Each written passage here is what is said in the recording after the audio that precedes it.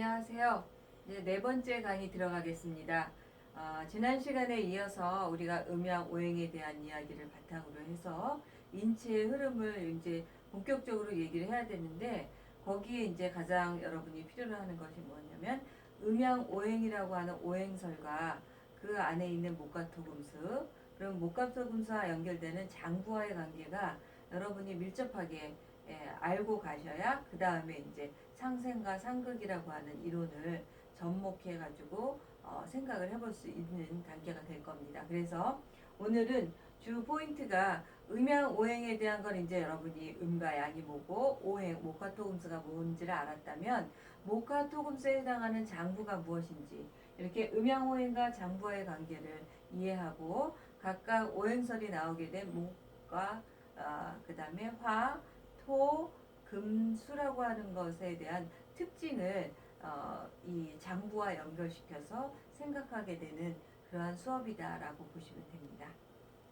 자, 그러면 오행설에서 첫 번째 얘기하는 목의 기운이란 하면 목은 여기 이제 곡직이라고 표현을 했는데 이것은 곧게 위로 뻗어나간다라고 하는 개념으로 생각하시면 돼요. 그래서 봄의 기운은 우리가 보통 목이라고 하는 거의 특징은 나무로 생각을 하시면 되는데 나무의 생장하는 방향을 생각하시면 돼요. 그래서 아래에서 위로 곱게 뻗는다라고 하는 그래서 곡직이라고 표현하고 나무는 애초부터 흙 속에서 씨앗이 이제 자라면서 새싹이 돋아나오죠. 그래서 새싹이 돋아나오는 계절적인 시기를 보면 봄이라고 볼 수가 있어요. 그래서 목의 계절은 봄이다라고 상징적으로 얘기해 주게 되고 봄에는 씨앗이 땅속에서 그래서 땅속은 음지라고 표현하면 그 다음에 세상 밖에 땅 밖으로 솟아오르는 것은 이제 우리 양지라고 표현할 수가 있죠. 그래서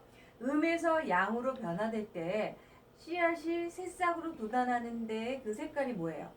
초록색이죠. 그래서 목의 색깔을 초록색으로 정했다. 상징을 했다. 이렇게 설명을 해줄 수가 있고요.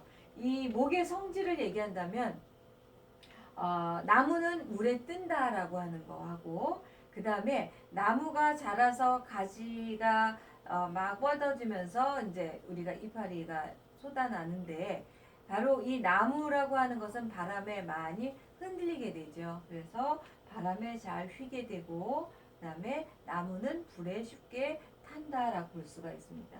이게 이제 나무의 성질, 목의 성질이다라고 볼 수 있고 이 목은 자연계에서 바라봤을 때와 인체에서 바라봤을 때를 이렇게 나눠줍니다. 그래서 목에 해당하는 자연계는 우리가 바람이다라고 표현을 바람풍이라고 이제 우리가 여기 적어놓고 있는데 바람이라고 하는 것은 목에 해당한다 이렇게 기억을 해주시면 되고요.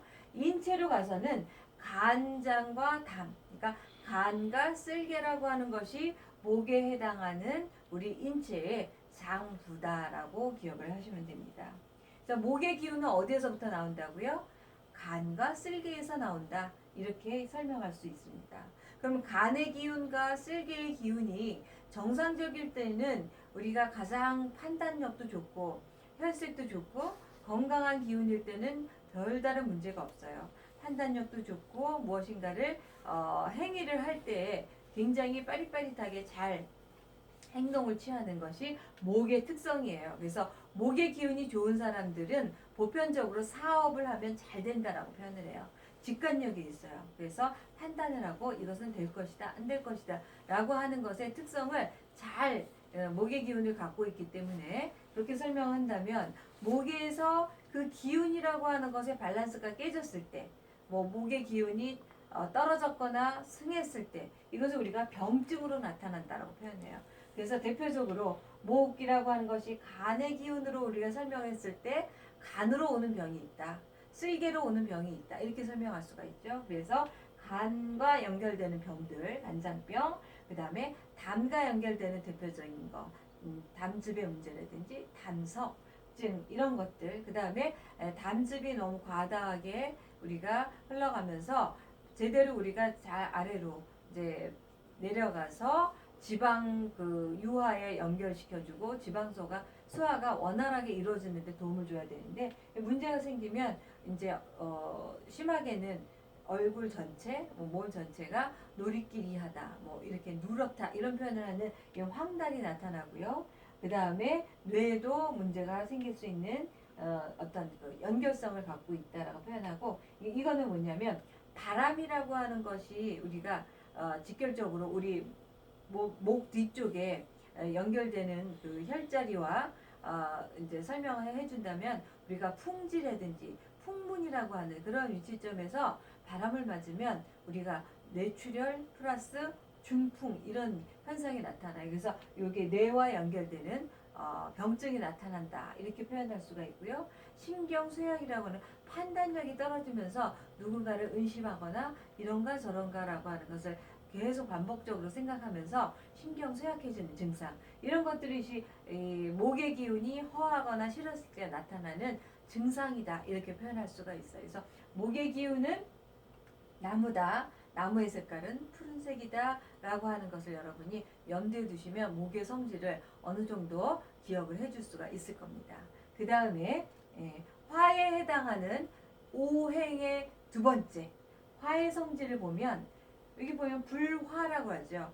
여기 보면 이제 이게 불꽃 염자가 되는데 불이 두 개예요. 이게 뭐예요? 불과 불이 만나서 막 타오른다는 얘기죠. 그래서 불은 어디로 가느냐? 위로 간다.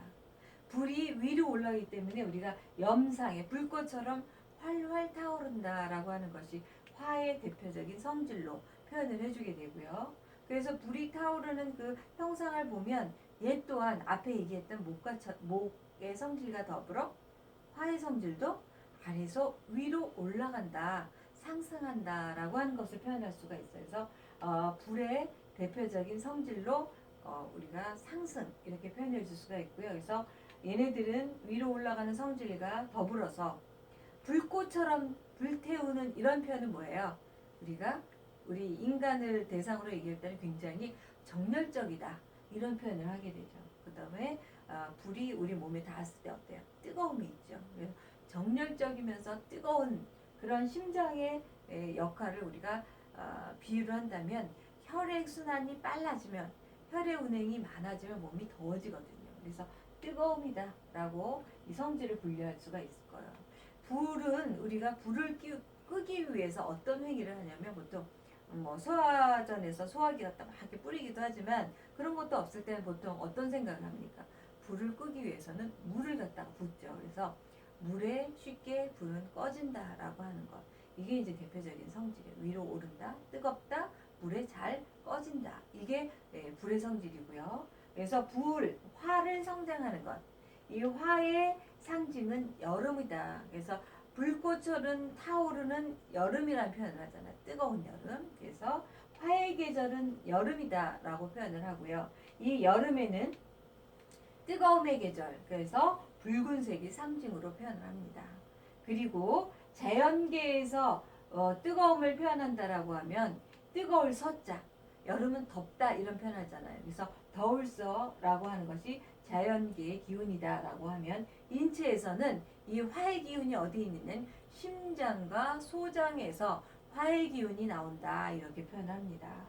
그러면 화의 기운이 올라가거나 내려가거나 그러니까 정상에서 벗어나거나 모자랄 때 우리가 표현하는 것이 심장병으로 온다라고 합니다. 뭐 심실증, 심허증 이런 표현을 하는데 그거에 따라서 증상은 굉장히 다양하게 표현할 수가 있고요. 그 다음에 폐혈증으로 간다. 이게 심의 기운이 너무 뜨거우면 폐의 기운에도 영향을 미친다라고 표현할 수가 있고요. 그 다음에 관절이라든지 뇌출혈 쪽으로. 그래서 이거는 이제 이 심장의 중요한 역할이 뭐예요? 혈이 운행이 되면서 혈액은 내 몸에 필요한 곳곳에 영양 공급을 해주게 되고 그로 인해서 뼈도 튼튼하고 각각의 세포 조직들이 튼튼하게 되는데 거기에서 무엇인가의 문제점은 혈수단이 안 되면서 염증을 일으키는 원인들을 다양하게 봤을 때 이러한 염증의 연관성을 해서 이제 관절염이라든지 뇌출혈 같은 경우에는 뇌혈관으로 너무 많은 혈이 운행이 될 때 그래서 보통 우리 열받는다는 표현 하잖아요.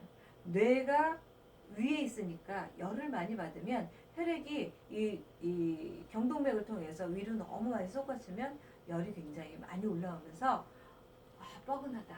라고 하면서 심한 경우에는 이 뇌로 가는 그 동맥혈이 파열이 되면서 뇌출혈이 일어나죠. 그래서 이 위로 올라가는 성질의 화의 기운은 잘 잠재워져야 된다. 다시 얘기하면 심장의 기운이 너무 활활 타오르면 안 된다라고 하는 거. 그래서 우리 적당하게 심을 단련시켜주는 것이 명상호흡이다. 이런 것들을 많이 개발하는 이유가 바로 이렇게 심의 기운을 관리하기 위해서다라고 하는 것을 얘기할 수가 있고요. 그래서 더 세부적인 것은 심장과 소장에 대해서 얘기할 때 더 많이 자세한 얘기를 하겠지만 화의 특성상 기억할 것은 화의 계절은 여름이고 여름은 뜨거운 계절이며 뜨거운 불꽃을 연상하면 대표적인 색깔은 붉은색이다 라고 하는 것을 연상하시면 돼요. 그러면 우리 몸에서 뜨거움을 조절해 주는 건 뭐냐면 바로 혈액이다. 그러면 혈액은 어디서 출발하느냐? 우리 심장에서 시작이 된다. 그래서 심장과 짝을 이루는 작물은 소장이다라고 하는 거. 심장과 소장의 연결성을 뒤에 가서 다시 우리가 설명하겠지만 바로 심소 이게 짝의 관계를 기억을 해주시면 되고요. 자, 그 다음에 세 번째 오행의 특성으로는 토를 얘기할 수가 있어요. 그래서 토는 무엇인가를 가두고 이것을 성장하게 한다 이런 표현이 돼서 뭐 가색이다 이런 표현하는데 흙 속에 종자를 우리가 심으면 이 종자가 씨앗이잖아요. 씨앗이 자라서 새싹을 오르고 이렇게 쭉 가면서 어떤 열매를 이루게 되는데 바로 흙이 그 아주 기본적인 영양 공급, 물을 공급하는 그런 역할을 하게 되죠. 그래서 흙이라고 하는 것이 수확을 하는 데는 가장 중요한 기본이다라고 하는 거. 그래서 토는 모든 것을 잘 흡수하고 수용하고 무엇인가 성장하고 크는 데에 열매를 맺는 데에 중요한 역할을 하는 것이 토의 성질이다라고 볼 수가 있어요. 그래서 토는 모든 것의 기본이다. 중간이다라고 표현해요. 우리가 목화 토금수를 얘기할 때 목과 화는 위로 올라간다라고 하면 그 다음에 금과 수에 해당하는 것 뒤에 얘기하겠지만 바로 차가운 성질이고 물의 성질은 아래로 내려가는 거거든요. 그래서 아래로 내려가는 기운과 위로 올라가는 기운의 중간이 누구냐? 바로 토다라고 하는 거. 흙의 성질이다라고 표현을 하는데요. 그래서 중화라는 표현도 해주고요.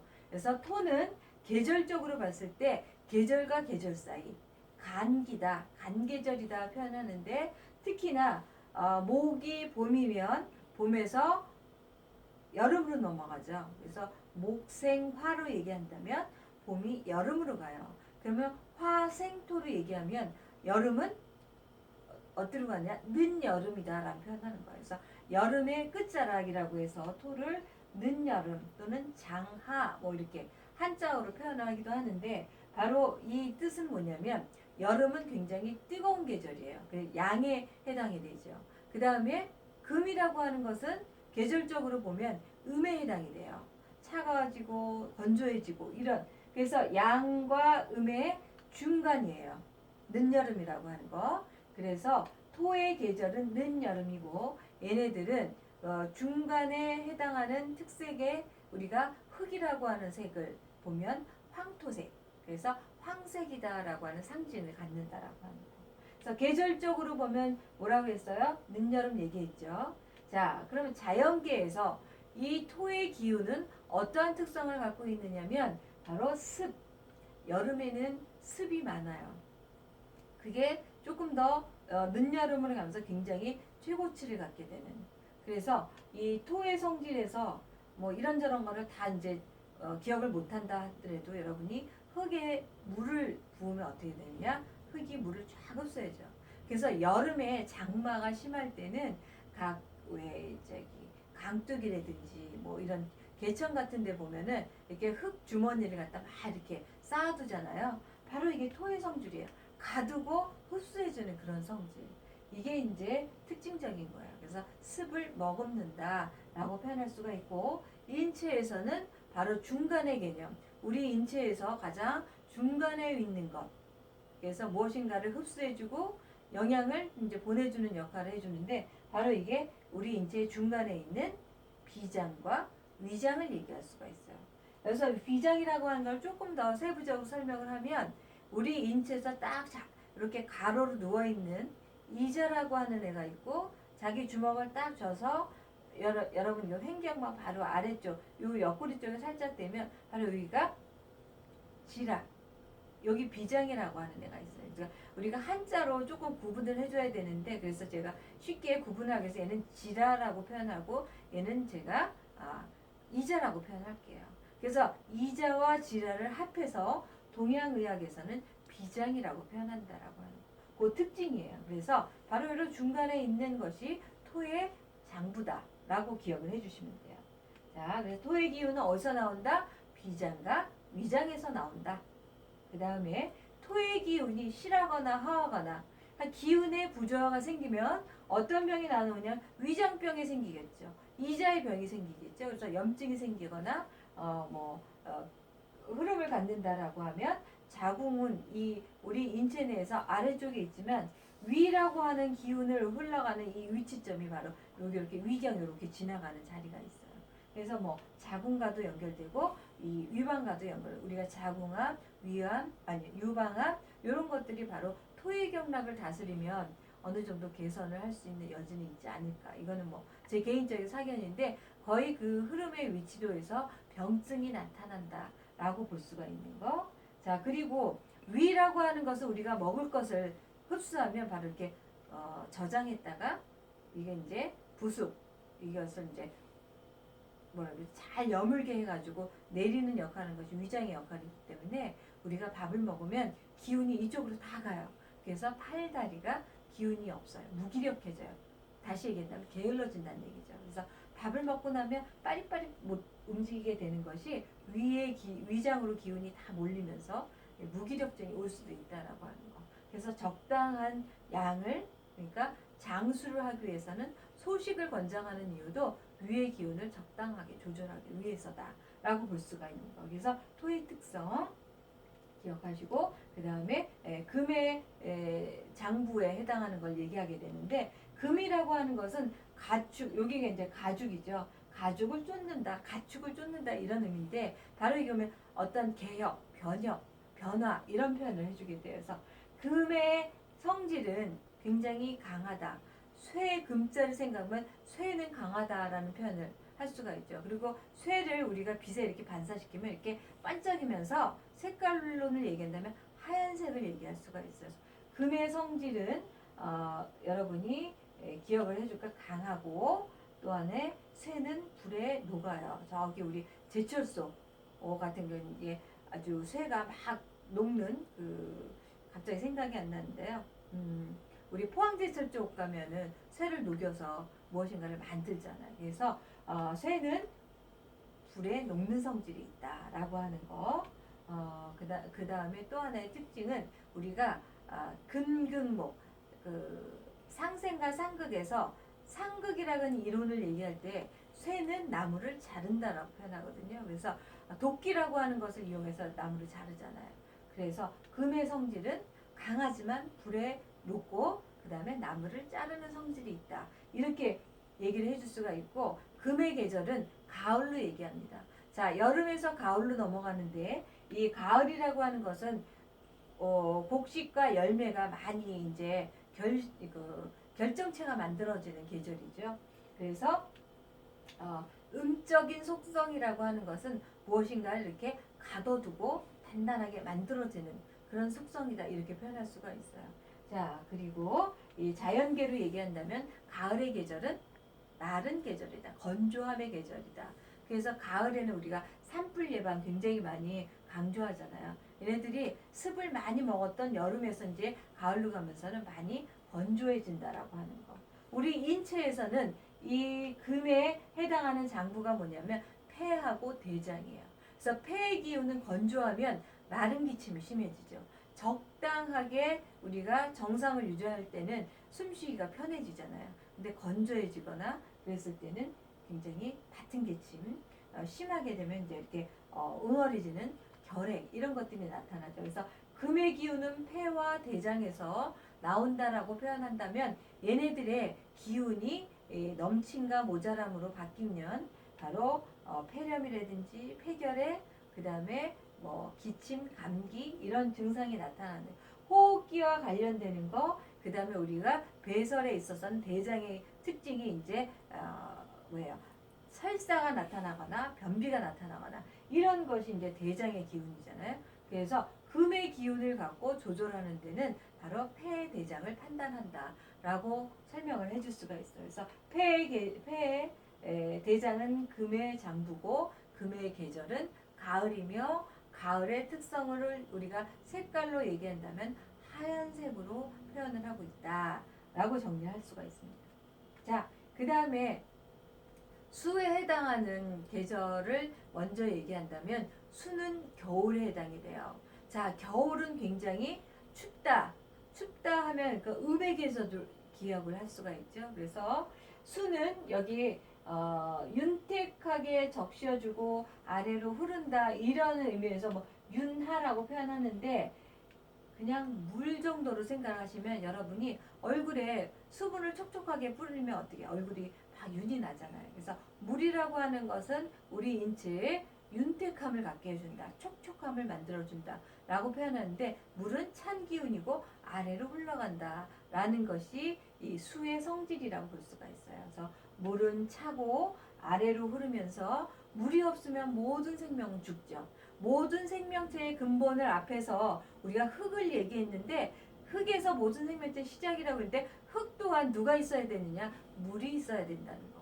그래서 물은 생명을 탄생시키는데 가장 중요한 근원으로 얘기해서 일명 정이라고 표현을 해요.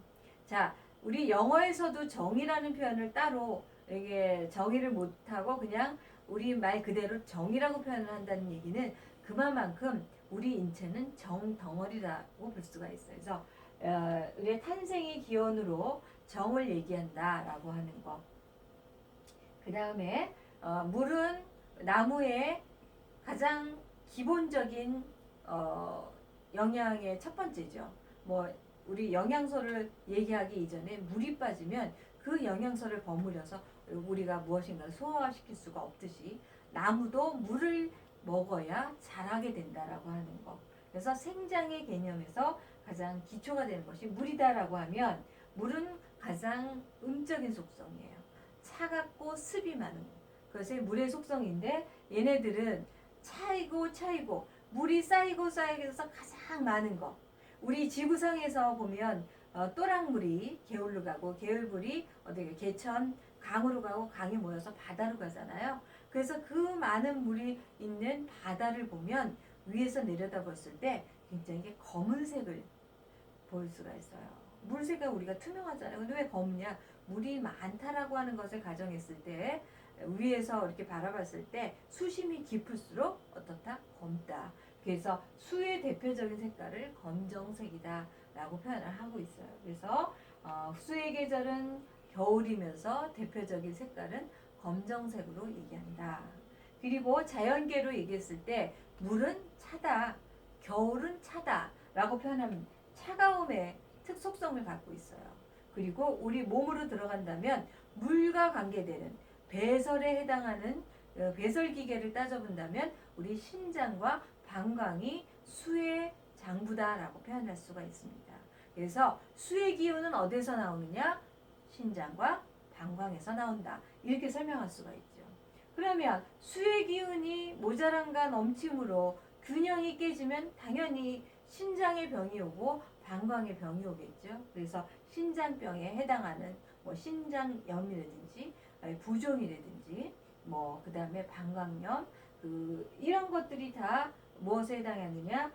기운의 부조화로 나타나는 병증이다라고 볼 수가 있어요. 여기 귀병이 나오는데 한 가지 말씀드리면 우리 몸의 신장 콩팥은 이렇게 허리 뒤춤에 딱 손을 대면 이 요추 2번하고 5번 사이 정도 이렇게 두 개가 위치하고 있는데 바로 요거의 복사폰이 여러분의 양쪽 귀에 있어요. 그래서 작은 신장이라고 표현할 수가 있는데 이 귀와 연결되는 어떤 여러 가지 병성은 우리가 수에 해당하는 장부, 신장의 문제를 진단을 해본다라고 하는 거예요. 그래서 신장에 문제가 있으면 어지럼증이라든지 귀와 연관되는 여러 가지 병들이 나타날 수 있다는 거.